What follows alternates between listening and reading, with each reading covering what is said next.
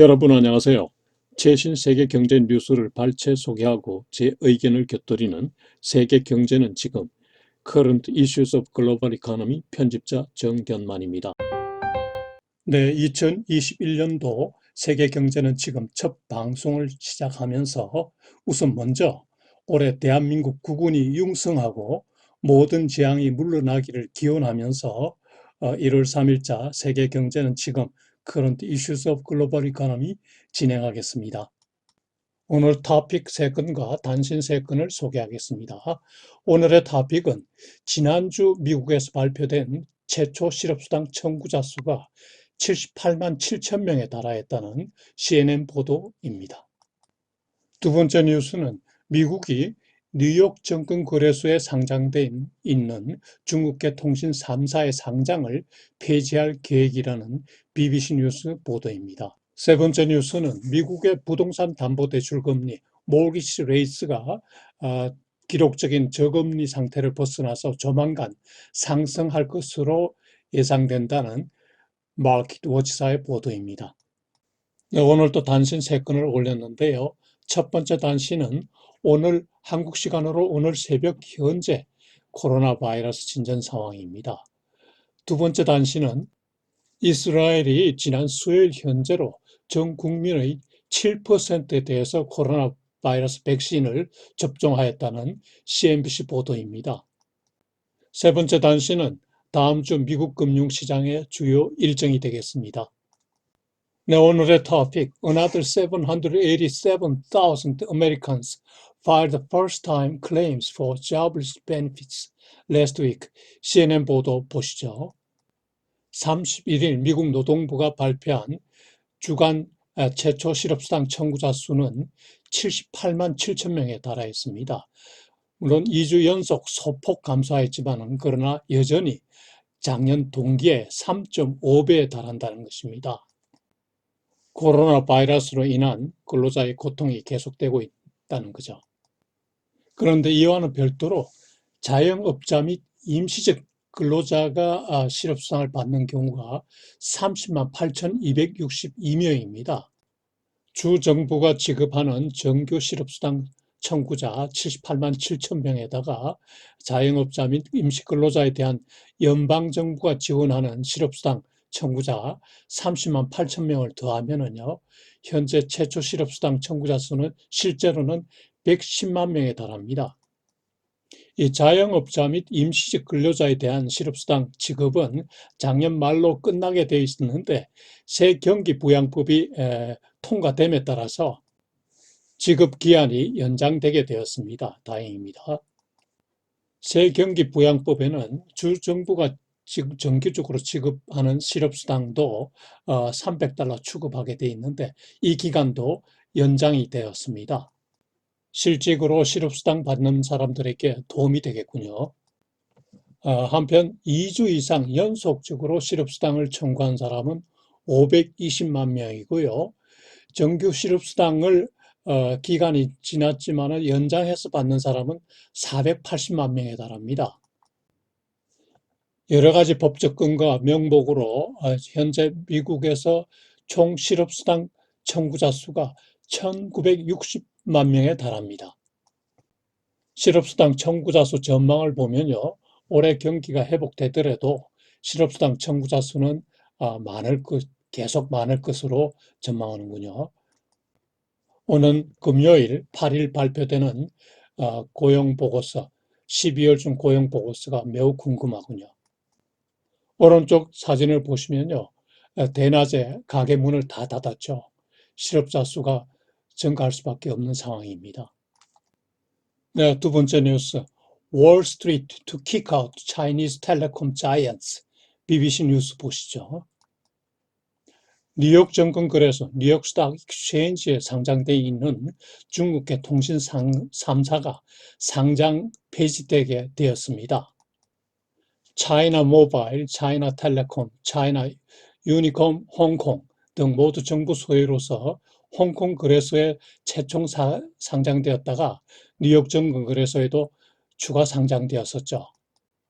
상장 폐지 이유는 군대와 연결되었다는 정부 주장에 근거합니다. 7일 목요일부터 11일까지 당장 거래가 정지가 되고요. 이후에 이제 상장 폐지를 추진한다고 하는군요. 미국과 중국 간의 지정학적 긴장 속에 상징적 강타, 심볼릭 블로우라고 하던군요. 그런데 이들 통신 3사는 영업 수익이 전부 중국에서 발생하고 미국 내는 영업이 거의 없는데도 상장 폐지가 되고 있습니다. 트럼프 대통령이 지난 11월에 내린 행정명령에 근거하는데요. 이 행정명령에는 중국 군대 소유 또는 통제를 받는 중국 기업에 대해서는 미국 투자가 금지되고 있고 국방부가 해당 리스트를 작성해서 발표하게 되는데 어, 여기 틱톡이라든가 후아웨이, 텐센트 그리고 지난주에 DJI 등에 대한 제재와 연결되는 거죠. 지난번 틱톡, 후아웨이, 텐센트, DJI 등은 국가 안보 차원인데 이번에 통신 3사는 중국 군대와 연결되었다는 이유 때문입니다. 그런데 뉴욕 증권거래소와 나스닥은 지난 10년간 중국 기업의 미국 상장을 상당히 주도해왔죠.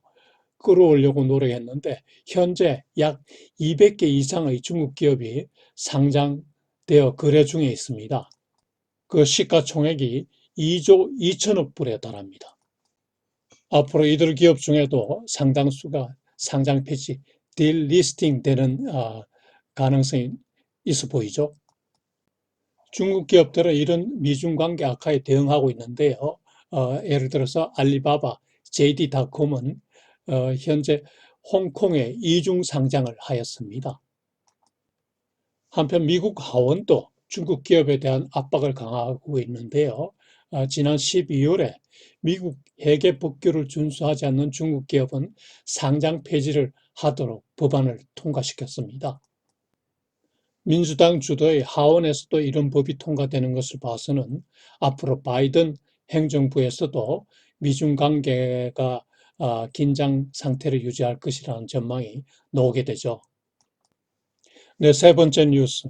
Mortgage rates hover near record lows to close out 2020. Now, here's the bad news. 마켓워치사 보도 보시죠. 미국의 부동산 담보대출 금리는 2020년 작년 내내 기록적인 저금리 상태를 유지하였는데요. 그러나 이게 조만간 상승할 것으로 예상된다는 것입니다. 모기지 레이스가 저금리일 때는 내 집 마련 기회도 되고 그리고 한편으로는 또 가수요 유발로 부동산 가격이 크게 상승하는 결과를 초래하였죠. 지난주 중의 부동산 담보대출 평균 금리를 보면요. 30년 만기 고정금리는 2.67%로 2주 전에 신기록보다는 1bp 올랐지만 그야말로 저금리고요. 15년 만기 고정금리는 2.17%로 신기록을 기록했습니다. 2주 전 대비 2bp 하락했습니다. 5년 만기 재정정권 지수와 연동된 부동산 대출 금리는 2.71%로 2주 전 대비 8bp나 하락했습니다. 올해 부동산 담보대출 금리가 상승할 것으로 보는 요인을 보면요. 우선 10년물 국채금리가 상승할 것으로 예상되기 때문입니다. 부동산 담보대출 금리는 대체로 장기 국채, 특히 10년물 국채금리를 추종하는 경향이 있는데요. 이 10년물 국채금리가 오르기 때문에 부동산 담보대출 금리도 따라 오를 거라는 거죠. 두 번째 이유는 정치적 상황과 연결되는데요. 이번 주에 이제 조지아주 상원의원 결선 투표가 진행되기 때문에 이 결과가 금리에도 영향을 미친다는 거죠. 그리고 앞으로 추가 부양책 시행 여부도 국채금리의 변동성을 키우는 요인이 된다는 겁니다. 그리고 장기 경제 전망과 코로나 바이러스 상황도 금리에 영향을 미치게 되는데 경제 전망 호전 시에는 금리가 상승하게 돼 있고요. 그리고 백신 보급으로 세계 경제가 호전되면은 이때도 금리가 상승하게 되는 거죠. 이 모기지 론 취급 전문 기관별로 올해 담보대출 금리 전망을 보면요. 30물 기준으로 파니메의 경우에는 올해 2.7%를 예상하고요. 프레디 맥은 그보다 높은 3.0, 그리고 모기지 뱅커스 어소시에이션은 3.2%, 내셔널 어소시에이션 리얼터스는 3.0%, 그리고 리얼터닷컴은 3.2%로 대체로 3% 이상을 전망하고 있군요. 네, 오늘 첫 번째 단신, 코로나 바이러스 진전 상황인데요. 한국 시간으로 오늘 새벽 현재 전 세계 감염자 수는 8,257만 9,768명으로 지난주 대비 5.1%나 증가했습니다. 사망자 수는 181만 8,849명으로 지난주 대비 4.3% 증가했습니다. 24시간 내 확진자 수는 61만 6천 명으로 또 지난주보다 많이 증가했습니다. 세계적인 경제 봉쇄 정치가 강화되고 백신 접종이 시행 중임에도 증가세가 계속되고 있어서 걱정입니다. 국가별로 보면은 미국의 증가세가 꾸준하고요. 유럽의 증가세, 특히 영국의 그 변종 바이러스에 의한 확산이 확대되고 있습니다. 오른쪽 편은요, 영국의 그 확진자 수 증가 표시인데요.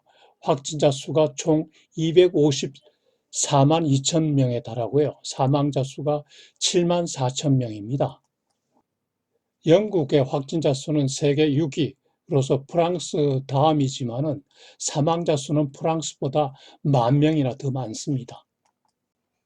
최근 변종 바이러스가 영국 남부로부터 점차 북쪽으로 확산되고 있어서 더욱 위험하고 걱정이 되는군요.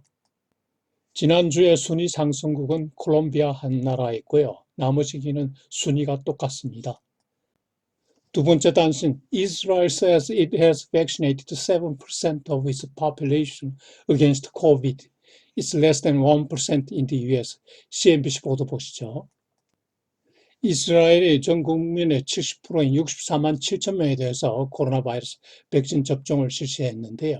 이건 세계 최고 백신 접종률입니다. 특히 60세 이상의 경우에는 20%가 접종을 했다고 하네요.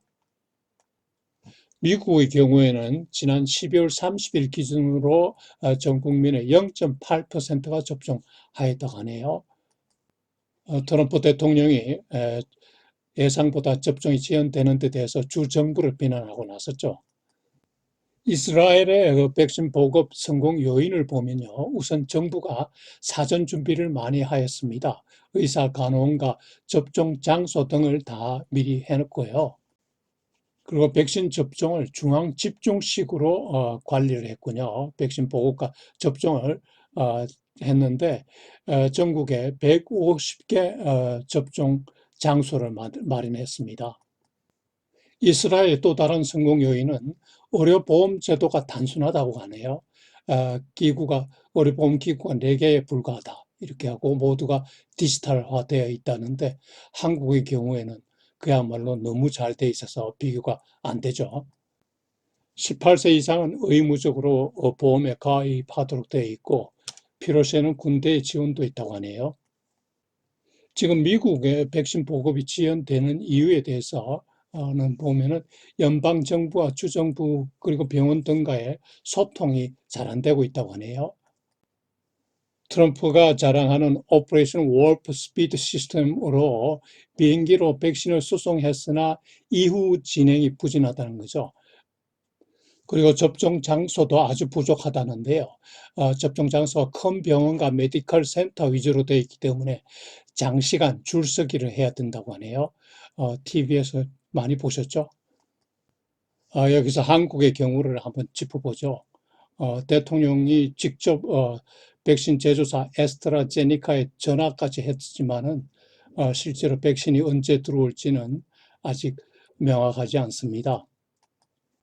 세계 최고의 의료보험 제도를 갖고 있고 1인당 병상 수도 세계 최고 수준이지만은 당장 백신이 없으니 걱정입니다. 백신이 조속 빨리 보급되기를 기원합니다. 네, 세 번째 단신 다음 주 미국 금융시장 주요 일정 살펴보시죠. 다음 주 주요 이슈로는 조지아주 상원의원 결선 투표가 있습니다. 따라서 상원 다수당의 향배가 결정되는데 이 어느 당이 다수당이 되느냐에 따라서 세율 인상 여부, 재정 지출 규모 등에 영향을 주게 되죠. 민주당이 승리하게 되면 대체로 주가에는 부정적인 평가가 많죠. 그리고 금요일에 고용 보고서가 나옵니다.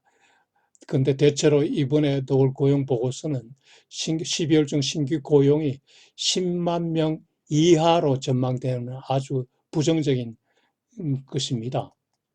지난 11월에 24만 5천 명이 신규 고용된 데 비해서 아주 나쁜 실적이 되죠. 그리고 1월 첫째 주로서 경제 지표가 여러 가지 많이 나옵니다. 요일별 이벤트는 붙임표를 참고하시기 바랍니다. 네, 여러분 오늘 또 저희 세계경제는 지금 Current Issues of Global Economy를 예청해 주셔서 대단히 감사합니다. 여러분 안녕히 계십시오.